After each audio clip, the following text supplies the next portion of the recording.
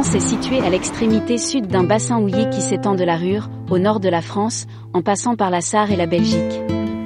La ville connaît le même sort que les régions situées au nord. La base économique constituée par les mines et la sidérurgie n'existe plus, et la situation sociale de la population devient difficile. C'est dans ce vide que s'engouffre la culture. En décembre 2012, la première succursale du Louvre en dehors de Paris ouvre ses portes.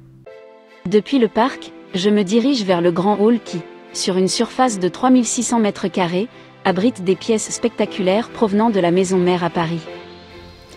Bienvenue au musée du Louvre-Lens, ce musée qui a ouvert il y a 10 ans maintenant, le 4 décembre 2012, avec le désir, la volonté d'amener les collections du musée du Louvre, qui sont derrière moi, les collections au plus près des habitants.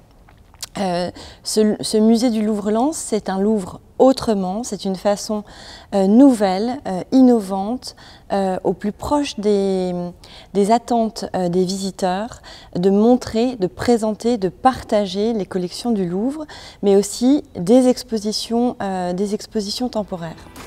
Ici, dans la Galerie du Temps, on peut voir 250 œuvres provenant de l'Institution bicentenaire de Paris.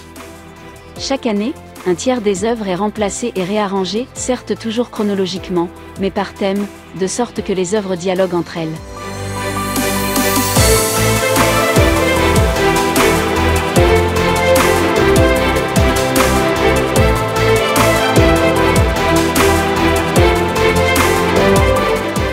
Je découvre ainsi le Louvre de manière agréablement différente, visuellement sans barrière grâce aux grandes surfaces vitrées.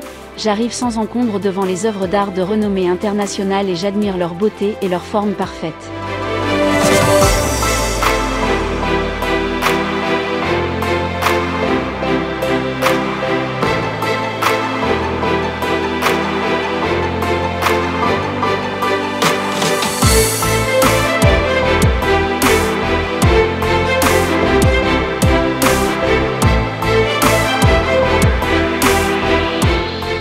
Pour finir, je jette un coup d'œil à la maquette de la mine de charbon qui a été remplacée par ce musée.